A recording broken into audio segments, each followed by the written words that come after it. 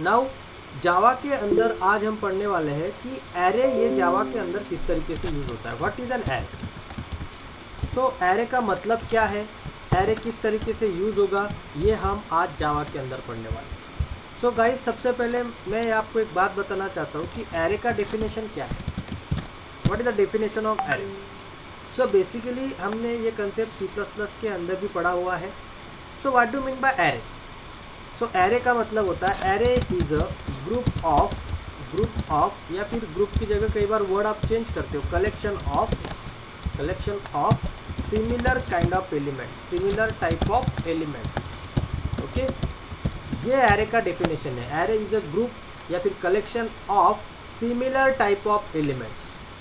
मतलब एक जैसे एलिमेंट्स का अगर हम ग्रुप बनाएं और वो एक ही वेरिएबल में रखें, so array elements share common variable name. मतलब इनका नाम एक ही रहता है, सारे एलिमेंट्स उसको शेयर करते हैं। Okay, and array elements are stored in a continuous memory location. मतलब एक साथ वो सारे स्टोर वहाँ पे हो जाएंगे मेमोरी लोकेशन। अब जैसे मान लीजिए सपोज इंटीजर का एरे है, पहला एलिमेंट मान लीजिए 3, 4, 5, ये लोकेशन नंबर है। हाँ, लोकेशन नंबर इसके ऊपर स्टोर है, तो अगला एलिमेंट आपका हमेशा 3, 4, 7 पे रहेगा, उसका अगला एलिमेंट 3, 4, 9 पे रहेगा। अब ये दो बाइट्स में क्यों बढ़ा रहा हूँ, क्योंकि ये एरे C++ का इंटीजर एरे है, तो C++ में इंटीजर के लिए 2 बाइट्स लगते हैं। बट अगर यही एरे जावा में होगा इंटीजर का, तो इंटीजर को जावा के अंदर 4 बाइट्स लगते हैं। ये बात हमेशा याद में रखना। तो डाटा टाइप का लेक्चर आप याद करो, डाटा टाइप के अंदर मैंने बताया था यहाँ पे कि कौन से डाटा टाइप को कितना मेमोरी लगता है। ओके, तो इस तरीके से ये वहाँ पे स्टोर होगा। तो ये जो एलिमेंट्स नंबर होते हैं सिक्वेंशियली होते हैं, मतलब अगर हमें पहले एलिमेंट का अगर लोकेशन मिल गया तो हम बाकी एलिमेंट्स को 1 बाय 1 वहाँ पे एक्सेस कर सकते हैं। सो ये 3 चीज़ें एरे के बारे में आपको पता होनी चाहिए, और ऑलरेडी ये हमने C++ में भी कवर अप किया हुआ है कि actually what is an array. So array हम क्यों यूज़ करते हैं? अभी जैसे रोल नंबर 100 स्टूडेंट का रोल नंबर है, तो मैं हर एक स्टूडेंट के रोल नंबर के लिए सेपरेट वेरिएबल नहीं बनाऊंगा, रोल नंबर 1, रोल नंबर 2 ऐसे वेरिएबल नहीं बनाऊंगा। मैं एक ही वेरिएबल बनाऊंगा और उसके अंदर 100 के 100 एलिमेंट, 100 की 100 वैल्यू वहाँ पे स्टोर करूँगा। So this is a logic behind array, इसको कहते हैं एरे। ओके, तो अब हम चलते हैं कि C++ में हमने एरे कैसे बनाया था। 2 टाइप्स के एरे एक्चुअली हमने वहाँ पे पढ़े हुए थे, 2 टाइप्स ऑफ एरे C++ के अंदर। अगर आपको याद आ रहा होगा तो पहला है single dimensional array, single dimensional, और दूसरा है वहाँ पे मल्टी डायमेंशनल या फिर 2 डायमेंशनल। ठीक है, 2 डायमेंशनल एरे। तो ये जो 2 डायमेंशनल एरे होता है और सिंगल डायमेंशनल एरे होता है, अभी जावा के अंदर भी वही टाइप है। ओके, अब इनके सिंटैक्सेस पढ़ते हैं हम कि हमने C++ में एरे कैसे बनाया था। C++ में सिंटैक्स कुछ इस तरीके से था कि आपको पहले एरे का नाम देना था, एरे के नाम देने के बाद आपको एरे नाम नहीं, सबसे पहले आपको देना था यहाँ पे डेटा टाइप देना था कि कौन से टाइप के एलिमेंट्स आपको स्टोर करना है। उसके बाद आपको यहाँ पे एरे नेम देना है, और स्क्वायर ब्रैकेट में आपको आपके एरे की साइज मेंशन करना था कि how many elements you want to store. Okay, now अगर इसका एग्जाम्पल हम देखें यहाँ पे, तो इंटीजर a ऑफ 5, इस तरीके से आप C++ में एरे बनाते थे। ओके, C++ में एरे के 2 टाइप्स हमने वहाँ पे देखे थे। 2 टाइप्स ऑफ एरे होते हैं एक्चुअली, सिंगल डायमेंशनल वो मल्टी डायमेंशनल, वो तो हो गया स्टोरिंग के हिसाब से। बट एरे कब क्रिएट होगा उसके हिसाब से वापस एरे को क्लासीफाइड किया जाता है, static array and dynamic array. ये हम जावा में पढ़ेंगे, static array and dynamic array. Static array मतलब क्या? ये एरे मेमोरी प्रोग्राम कंपाइल होते टाइम क्रिएट होता है, और ये जो एरे होता है ना, ये प्रोग्राम रन होते टाइम क्रिएट होता है। मतलब कब मेमोरी रिजर्व होगा, मेमोरी रिजर्व होने के ऊपर से ये 2 टाइप बनाए गए कि उनको मेमोरी कब रिजर्व हो रहा है। तो स्टैटिक एरे को इमीडिएटली मेमोरी रिजर्व होता है, इमीडिएटली, क्योंकि वो कंपाइल टाइम एरे होता है। ओके, और डायनामिक एरे जो होता है इसको मेमोरी बाद में रिजर्व होती है, क्योंकि ये रन टाइम एरे होता है। तो ये हमेशा याद में रखो कि किसको कब मेमोरी वहाँ पे क्रिएट होने वाली है। Static array, this is compile time array, okay, immediately reserve memory, immediately reserve memory. Okay, और यहाँ पे दूसरा जो कंसेप्ट होता है ये होता है रन टाइम एरे। ओके, और इसको कहते हैं memory reserve after running the program, memory reserve after execute okay the program. So इस तरीके से ये दो टाइप्स के एरे उनके मेमोरी रिजर्व के हिसाब से बनाए गए हैं।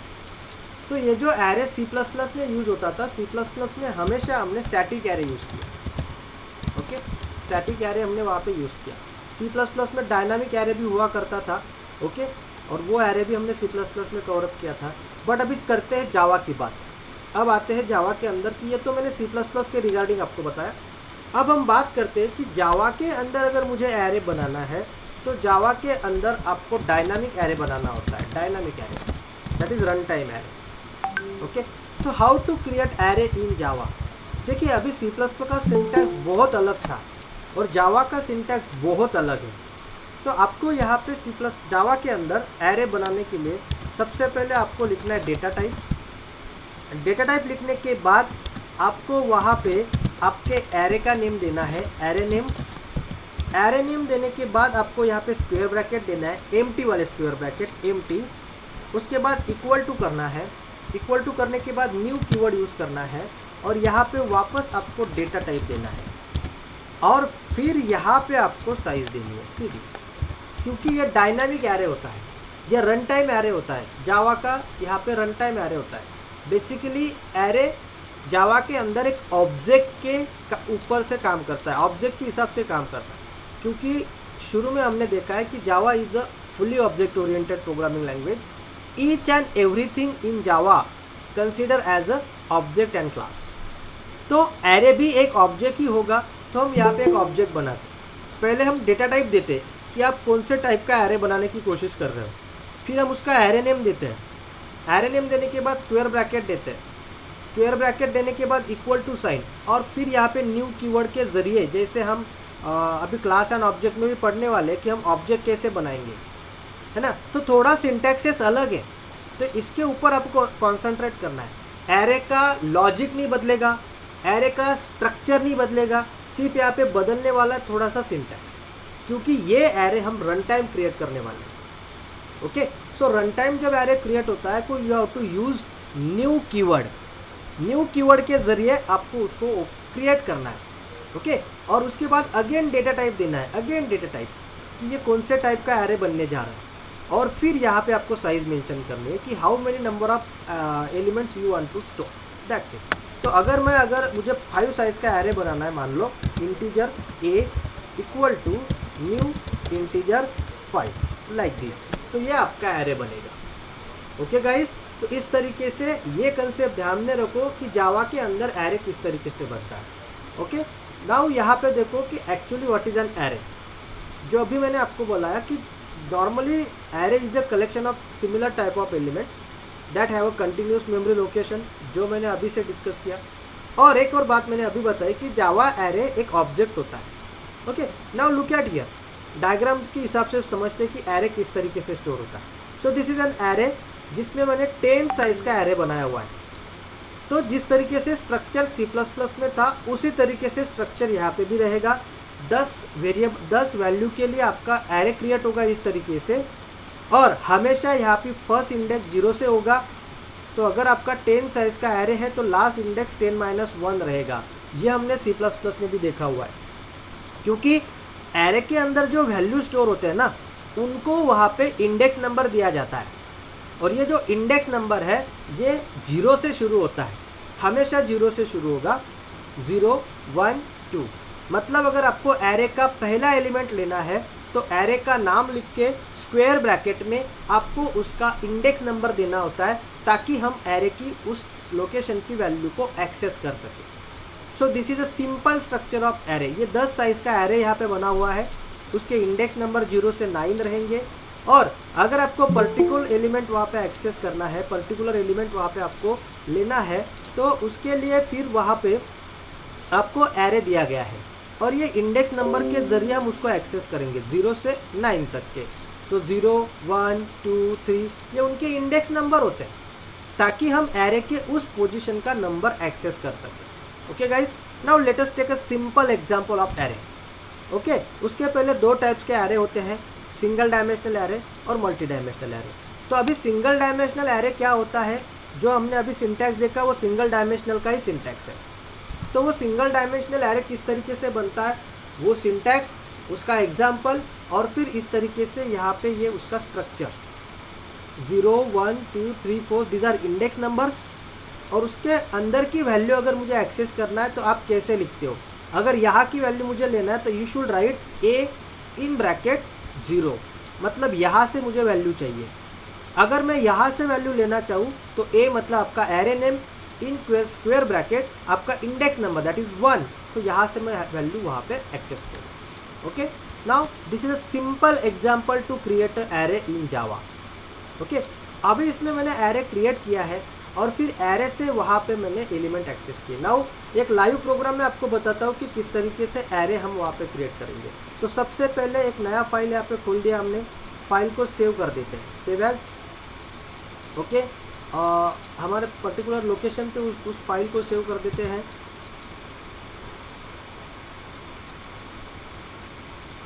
ओके, सो हियर ये रहा आपका जावा प्रोग्राम्स, इसको सेव करते हैं एरे टेस्ट डॉट जावा। ये प्रोग्राम मैंने सेव किया। Let us increment the font of the text pad window. Okay, see now I am going to import, because मुझे एरे एलिमेंट रीड करना है। तो सबसे पहले मुझे इंपोर्ट करना पड़ेगा, import Java dot util dot star, correct. ये पैकेज हमें लगेगा। फिर क्लास एरे टेस्ट, जो फाइल का नाम दिया वही नाम इसको देंगे। अब यहाँ पे हम एरे क्रिएट, पहले public static void main string args, okay, like this. अब मैं यहाँ पे someone is trying to join, wait for, okay okay. Now यहाँ पे चलते हैं हमारा एरे के ऊपर वापस। ओके, ये रहा हमारा प्रोग्राम। तो इसके अंदर सबसे पहले हम स्कैनर का ऑब्जेक्ट बनाते हैं। So scanner S is equal to new scanner, इसको इनपुट नाम दे देते हैं समझने के लिए। So scanner input is equal to new scanner system dot in, ठीक है। अब उसी तरीके से एक एरे बनाते हैं। So integer A equal to new integer of 5 size का एरे बना लिया। नाउ इसमें अभी मुझे एलिमेंट रीड करना है। तो एलिमेंट रीड करने के लिए सबसे पहले मुझे यूज़र को मैसेज देना पड़ेगा, you have to enter 5 elements. तो system dot out dot println enter any 5 numbers in array, या फिर एंटर एनी 5 नंबर्स। ओके, क्योंकि यूज़र को एरे क्या ये पता नहीं है। और ये यहाँ पे अभी ये मैसेज देने के बाद सबसे पहले हम यूज़ करते हैं for loop. Okay, for reading array, हम एरे रीड कर रहे हैं। सो फॉर, अभी देखिए हमारा एरे का पोजीशन नंबर शुरू होता है 0 से, तो इसलिए मैंने दिया integer i equal to 0, i less than. अभी ध्यान से दीजिए यहाँ पे, अभी ठीक है आपके पास, आप ही कोडिंग कर रहे हो इसलिए आपको पता है कि एरे 5 साइज का है। ओके, बट कई बार एरे जो होता है ना, एरे की साइज़ यूज़र एंटर करता है कि मुझे 10 साइज़ का एरे चाहिए, मुझे 15 साइज़ का एरे चाहिए। तब मुझे एरे का एग्जैक्टली लेंथ नहीं पता होता है, क्योंकि यूज़र वहाँ पे वैल्यू देने वाला है। वो वैल्यू बाद में देगा, प्रोग्राम तो हम अभी लिख रहे हैं, वो वैल्यू बाद में देगा कि उसको कितने साइज़ का एरे चाहिए। तो अगर आपको एरे की एग्जैक्ट लेंथ जानना है तो आप एरे का नाम लिख के, ए, अब हमारे एरे का नाम ए है, डॉट लेंथ, इस तरीके से एरे की एक प्रॉपर्टी है, उसका यूज़ करके हम एरे की लेंथ गेट कर सकते हैं। तो हमेशा यहाँ पे एरे का जब आप प्रोग्राम करेंगे तो हमेशा ये बात यहाँ पे याद रखो कि i less then A dot length, तो जो भी लेंथ होगा 5 होगा तो वो बराबर 4 तक चलेगा, क्योंकि लेस देन लिखा है मैंने, इक्वल टू नहीं लिखा है। सो बराबर 4 तक चलेगा। अगर एरे की लेंथ 10 होगी तो बराबर 9 तक वहाँ पे चलने वाला है, like this. So i plus plus, तो ये लेंथ प्रॉपर्टी के ऊपर ध्यान दो। ये एरे के लिए, ये जावा में यूज़ होता है, ये C++ में नहीं था, ये जावा में यूज़ होता है। क्योंकि अभी मैंने आपको बोला कि यहाँ पे एरे एक ऑब्जेक्ट है, और ऑब्जेक्ट हैज़ अ प्रॉपर्टी, तो ये यहाँ पे प्रूव हो गया कि जावा में एरे ऑब्जेक्ट होता है। तो इस तरीके से वो हम वहाँ पे चेक करेंगे। Now I am going to read value. अब मुझे वैल्यू रीड करना है, तो पहली वैल्यू आपको पता होता है कहाँ पे होता है, तो वो वैल्यू होता है A of I equal to input dot next int. क्यों? क्योंकि हमारा जो एरे है वहाँ पे वो एरे एक्चुअली इंटीजर एरे है, इसीलिए वहाँ पे नेक्स्ट इंट मैंने वहाँ पे दे दिया। ये हो गया आपका एरे रीडिंग करके। अब एरे रीड करने के बाद उसको प्रिंट करना है, तो प्रिंट करने के लिए हम यहाँ पे देते हैं system.out.println और यहाँ पे हम लिखते हैं your elements are as follows, जो भी होगा। और वापस यहाँ पे ये फॉर लूप लिखते हैं, क्योंकि वापस मुझे एलिमेंट प्रिंट करने, तो ये फॉर लूप मुझे वापस लगेगा। So I have write this for loop again, और यहाँ पे मैं अभी लिखूँगा system.out.println और यहाँ पे एरे के जितने भी एलिमेंट है मैं यहाँ पे प्रिंट कर दूंगा ए ऑफ आई, लाइक दिस। और फिर फाइनली आपका ये मेथड कंप्लीट हो जाएगा यहाँ पे, और मेथड के बाद ये आपका क्लास कंप्लीट हो जाएगा। Now I am going to save this program. Save करने के बाद first of all I am going to compile it using Ctrl+1। Okay, if okay there is a error A of I, error कहाँ पे आ रहा है? वो हर जगह पे आ रहा है सर। डेटा टाइप में सर स्क्वायर ब्रैकेट नहीं है। हाँ, यहाँ पे स्क्वायर ब्रैकेट रहेगा, करेक्ट। सो इंटीजर ये लाइक करेक्ट, ये हो गया एरे। नाउ अगेन उसको कंपाइल करते हैं। Now tool completed successfully. तो देखिए ऐसे छोटी छोटी चीज़ें सिंटैक्सेस के बारे में ध्यान रखना ज़रूरी है। अब मैंने यहाँ पे गलती से ये लिखना मैं भूल गया था, तो इमीडिएटली एरर्स आ गए। तो एरर्स आने के बाद फिर कोड को हमेशा लाइन बाय लाइन एग्जामिन करो कि एग्जैक्टली हमने गलती कहाँ पे की। ओके, तभी आपको एरर समझ में आएंगे। तो हमने वो ब्रैकेट्स वहाँ पे प्रोवाइड कर दिए। Now I am going to compile and it is successfully compiled. Now it is I am going to run it to enter any 5 numbers. Now I am entering 1 by 1 5 elements here, ठीक है। उसके बाद तुरंत उसने message दिया your elements are 12, 13, 54, 23, 52। सो इस तरीके से गाइस जावा के अंदर हम एरे क्रिएट करेंगे। मैं यहाँ पे कमेंट दे देता हूँ, create and instantiate the array. Create and instantiate मतलब उसको हम क्रिएट कर रहे हैं और इंस्टेंशिएट कर रहे हैं। तो उसके बाद ये जो है कंसेप्ट यहाँ पे, दिस इज रीडिंग एरे। और रीडिंग एरे के बाद है आपका ये प्रिंटिंग एरे। तो अभी देखिए, जब भी आप कोई भी प्रोग्राम जावा में परफॉर्म करोगे तो एरे आपको इस तरीके से डिक्लेयर करना है। अगर आपको एरे के एलिमेंट रीड करना है तो रीडिंग के लिए ये कोड है, और अगर आपको एरे के एलिमेंट 1 by 1 प्रिंट करना है तो प्रिंटिंग के लिए ये कोड है। तो हमने अभी तक के क्या देखा कि actually what is an array. Okay, array किस तरीके से वहाँ पे यूज़ होता है, और एरे को यूज़ करने के बाद एरे किस तरीके से डिक्लेयर करेंगे, किस तरीके से एरे की वैल्यू वहाँ पे रीड करेंगे, और किस तरीके से एरे की वैल्यू वहाँ पे प्रिंट करेंगे। So this is a simple demonstration of array. Thank you.